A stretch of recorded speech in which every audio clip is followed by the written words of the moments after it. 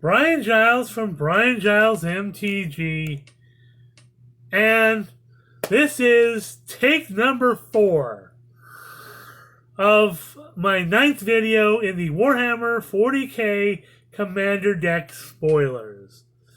It's been a trying day, so we're going to try and go forward. And we're going to re-record this video, so let's do that. We start off with Canoptech Scarab Swarm. 4 colorless mana for a 1/1 artifact creature insect with flying and feeder mandibles. When Canoptech Scarab Swarm enters the battlefield, exile target player's graveyard. For each artifact or land card exiled this way, create a 1/1 colorless insect artifact creature token with flying. Now, with a name like that, you'd think, and that effect, you'd think this would come out of something like Amonkhet or Hour of Devastation. And if they ever do something like a TSR or the Dominary Remaster type of thing for those sets, then you've got to add this card in. I mean, it's a scarab thing. And what's not to like about that? Next up is Canoptech Spider. Spelled with a Y, but not where you think. It's a She-Hulk joke. If you've seen She-Hulk, you'll the I think it's the 4th video or not. You'll understand the reference. So 5 colorless mana for a 4/4 artifact creature spider with flying and Fabricator Claw Ray.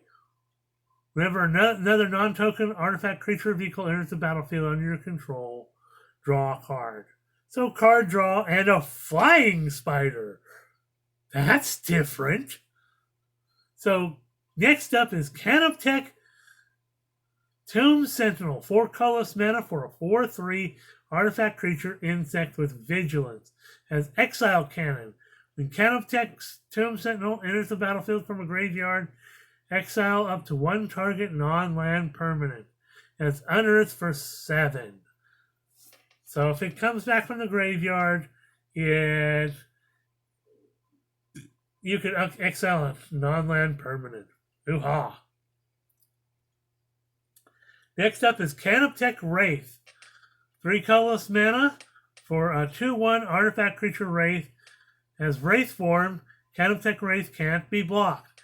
And Transdimensional Scout. When Canoptech Wraith deals combat damage to a player, you may pay 3 colorless mana, sacrifice it. If you do, search your library for up to 2 basic land cards with excuse me with the same name as a land you control and put them onto the battlefield, tapped, then shuffle. So either you get a nice unblockable creature, or you can attack with it as an unblockable creature and pays the 3 colorless to sacrifice it and get some mana fixing. So that's cool. Next up, we've got some reprints, but are kind of. These next 2 are at least kind of staples of Commander decks. First up is Reliquary Tower, a land that reads, you have no maximum hand size, tap it to add a colorless mana. And following that is Mind Stone, 2 colorless mana, for an artifact that reads, tap to add a colorless mana, or pay 1 colorless, tap it and sacrifice it to draw a card. Both very much staples of Commander decks. Next up is Cranial Plating. 2 colorless mana for artifact equipment that reads, equipped creature gets +1/+0 for each artifact you control. 2 black mana, attach cranial plating to target creature you control and equip for 1.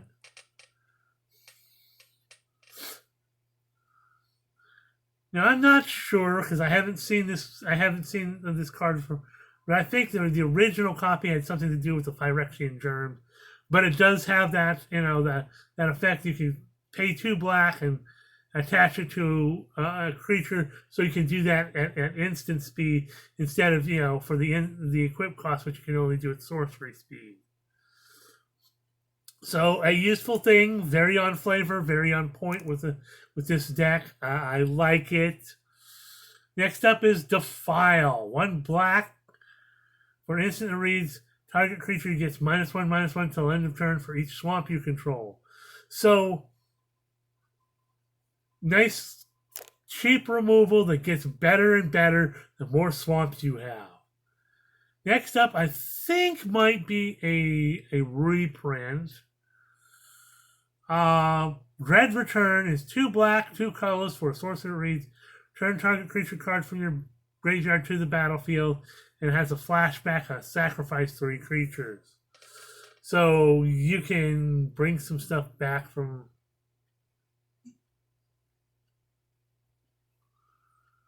the graveyard, which is very, very, very useful. And of course, on point with this particular deck. Next up is Chronomancer. 1 black, 1 colorless for an artifact creature, Necron Wizard. It's 1/1 artifact creature, Necron Wizard with flying. Has atomic transmutation. 1 colorless mana, sacrifice another artifact and draw a card. Unearth for a black and 2 colorless. So card draw, always useful. Next up is Convergence of Dominion. 3 colorless mana for an artifact that reads Dynastic Command Node. As long as you control your commander, activated abilities of cards in your graveyard cost 2 colorless less to activate. This effect can't reduce the mana in that ability's activation cost to less than 1 mana. And Translocation Protocol, 3 colorless mana, tap it and mill 3 cards. So either you have an ability that reduces your abilities of your cards in your graveyard, like Unearth, by 2 colorless less, or you can spin 3 and mill 3 cards because self-mill is a thing. Next up is Crypto Thrall. 4 colorless mana for a 3/3 artifact creature construct. Other artifact creatures you control have hexproof. And practically everything in the Necron deck is artifact creatures. So, yeah, they all have hexproof and they're harder to get rid of. Hoo-ha, more fun. Next up is Flayed One. 1 black, 2 colors for a 4/1 artifact creature, Necron with lifelink. And Flesh Flare. When Flayed One enters the battlefield, mill 3 cards. More self-mill, some lifelink. Not unhappy. Next up is Ghost Arc. 4 colorless mana for a 3/3 artifact vehicle with flying. And as Repair Barge. Whenever Ghost Arc becomes crewed, each artifact creature in your graveyard gains Unearth for 3 until end of turn. Crew for 2. So with that thing that we just mentioned in the Convergence of Dominion, you have something that reduces the cost by 2, and if you have this out, when it gets crewed, you can reduce it with the other one, the Convergence of Dominion, down to 1. Bring all sorts of stuff back from the graveyard for a turn, and just have all sorts of fun. Next up is another Necron that I consider super powerful in Hexmark Destroyer. 2 black, 4 colors for a 6/6 artifact creature Necron with multi-threat eliminator. Hexmark Destroyer can't be blocked except by 6 or more creatures, and you unearth it for 2 black and 4 colorless. Good luck trying to block this dude. Get rid of your weenie decks. Oh, you want to block me? Oh, block me with 6 creatures. Oh,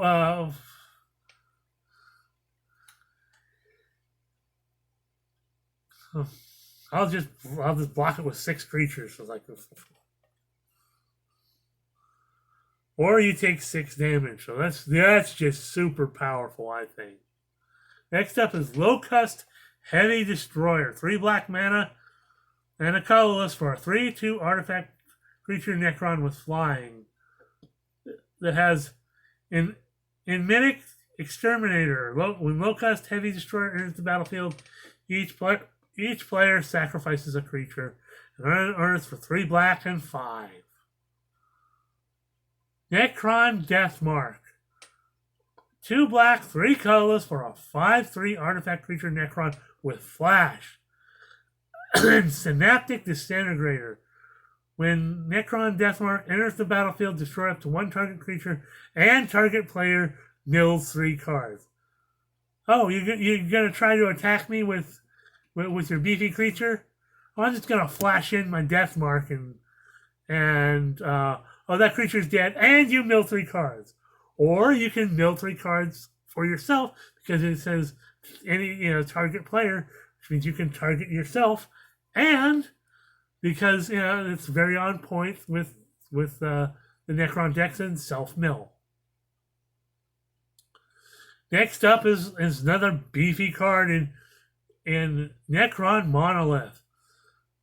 7 colorless mana for a 7/7 artifact vehicle with flying and indestructible. It has Eternity Gate. Whenever Necron Monolith attacks, mill 3 cards for each creature card milled this way. Create a 2/2 black Necron Warrior artifact creature token and crew it for 4. So you create some. You can create some tokens, and it's flying and indestructible, which means it's gonna be a little difficult to get rid of.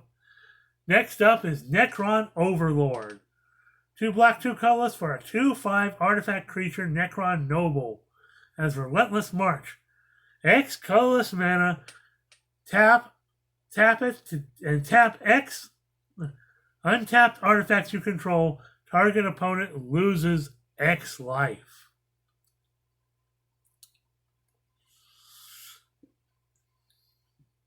Yeah, take out your opponent with the artifacts you have. An artifact noble. There's something different. Next up is Nightside.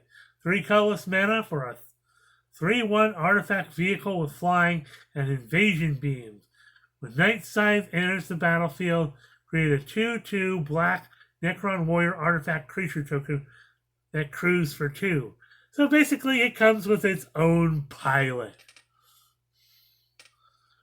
Next up is Plasmancer. 2 colorless, 2 black and 2 colorless for a 3/3 artifact creature Necron Wizard with flying and Dynastic Advisor. When Plasmancer enters the battlefield, search your library for a basic swamp card, reveal it, put it into your hand, then shuffle. Hoo-ha! So some mana fixing there. Next up is another, I don't know if it's a reprint, but definitely something that's on my radar, something that's very useful and powerful in Resurrection Orb. 2 colorless mana for an artifact equipment. It says the equipped creature has lifelink. Whenever equipped creature dies, returns that card to the battlefield under its owner's control at the beginning of the next end step. Equipped for 4. So some lifelink, some graveyard recursion, but if you're playing this in an equipment deck with something like Aster, Bearer of Blades, or Brunor Battlehammer. I mean, think about this on Brunor Battlehammer. He gets Brunor's bonus for equipment that's on him.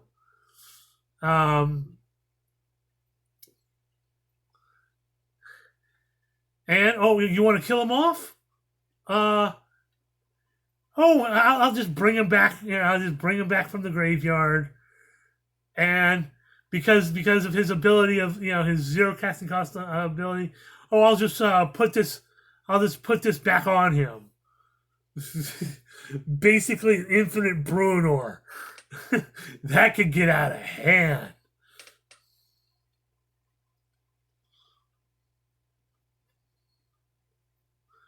Just sit there, resurrect. And, even in this deck, having the life link, because you're going to need to pay life for certain things, because it's a black deck, and, that's just how it is, you can keep your best creatures alive. And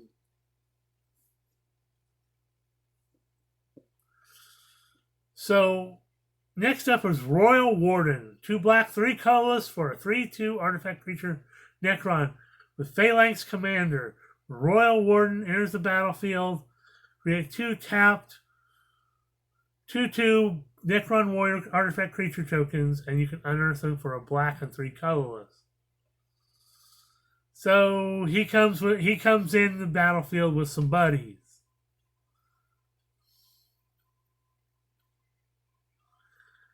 Next up is Sawtek Immortal.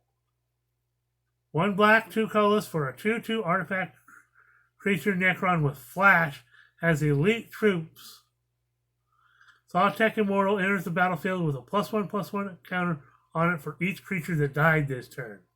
Oh, you just board wiped me? Oh, I got this little 3 mana over here. I'm going to flash in my Sawtek Immortal. Now, he's absolutely beefy huge. Next up is an artifact, a mana rock that isn't a Lotus. Scepter of Eternal Glory. 4 colorless mana for an legendary artifact that reads, tap it to add 1 mana of any color, or tap it to add 3 mana of any 1 color. Activate only if you have 3 or more lands with the same name. Sought after card.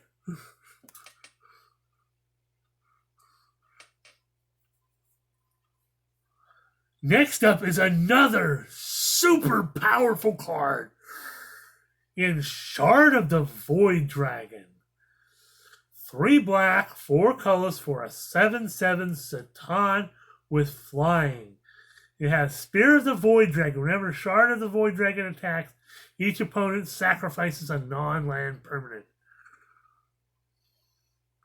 And it also has Matter Absorption. Whenever an artifact is put into the graveyard from the battlefield or is put into exile from the battlefield, put 2 +1/+1 counters on Shard of the Void Dragon.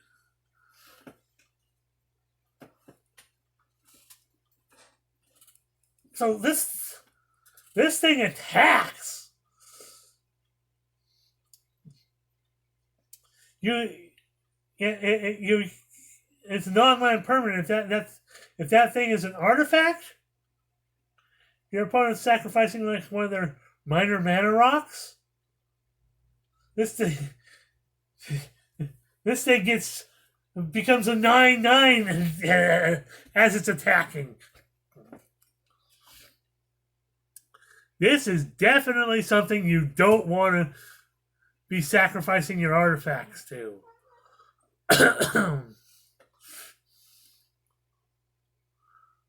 But this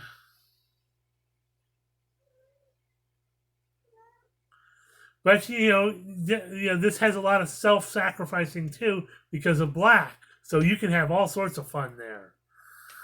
Next up is Scorpec Destroyer. 2 black, 2 colorless for a 4/2 artifact creature Necron with Death Touch. And Hyper Phase Threshers. Whenever an artifact enters the battlefield under your control, Scorpec Destroyer gains first strike until end of turn. So first strike and Death Touch. Hoo-ha.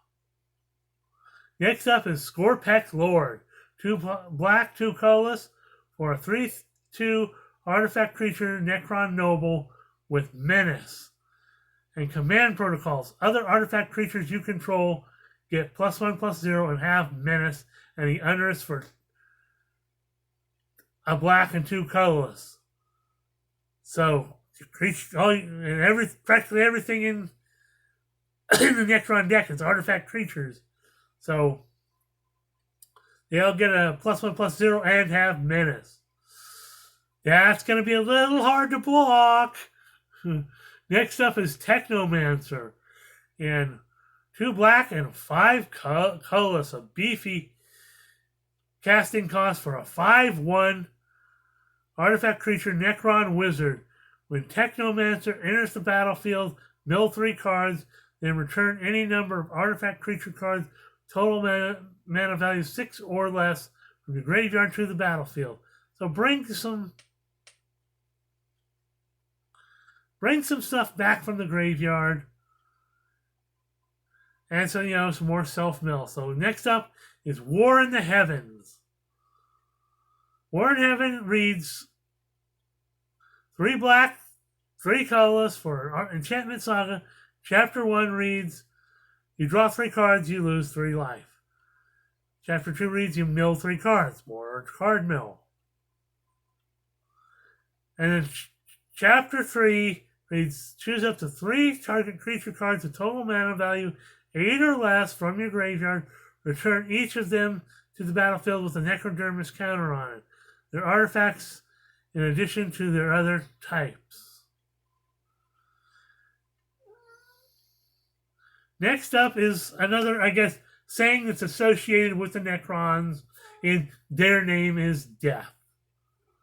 Their name is Death is 3 black, 3 colorless for a sorcerer that reads, destroy all non-artifact creatures.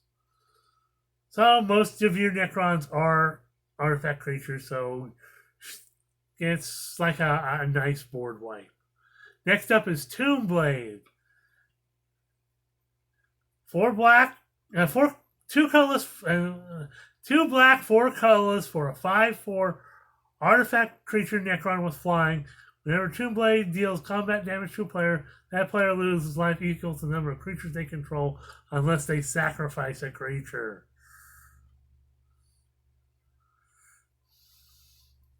So, damage, and more damage. Next up is a land, Tomb Fortress. Tomb Fortress enters the battlefield tap it to add a black mana, or spend 3 black and 2 colorless, tap it, exile Tomb Fortress, mill 4 cards, and return a creature card from your graveyard to the battlefield, activate only as a sorcery. Next up is Triarch Praetorian. 1 black, 1 colorless for a 2/1 artifact creature Necron with flying. And Dynastic Codes. Triarch Praetorian enters the battlefield from a graveyard. You draw 2 cards, lose 2 life, and unearth for a black and 4 colorless. So whenever it comes back from the graveyard, you draw 2 cards and you lose 2 life. So card draw with a little bit of a cost to it. Next up is Triarch Stalker.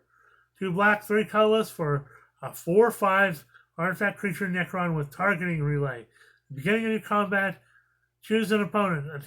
Creatures attacking the last chosen opponent have Menace. So you can choose an opponent, and all your creatures that are attacking it have Menace. Or if somebody else takes it, you have some political shenanigans going on, so that you can have Menace for when they're attacking an opposing player. Next up is Darkness. 1 black mana for an instant. Says prevent all combat damage that would be dealt this turn.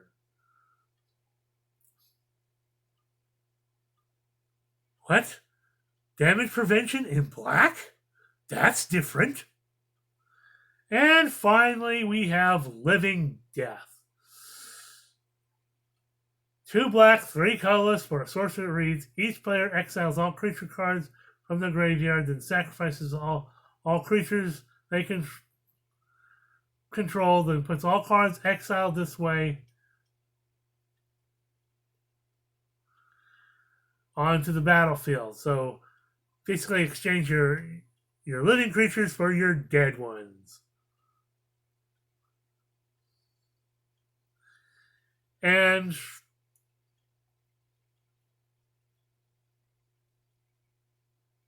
that could be super useful. You know, there's some shenanigans you can play with that. So I'm 26 minutes into this. We're done with this video. Finally, we're going to get it transferred over to the hard drive. Hopefully, it will copy properly. So we'll see you on the next video.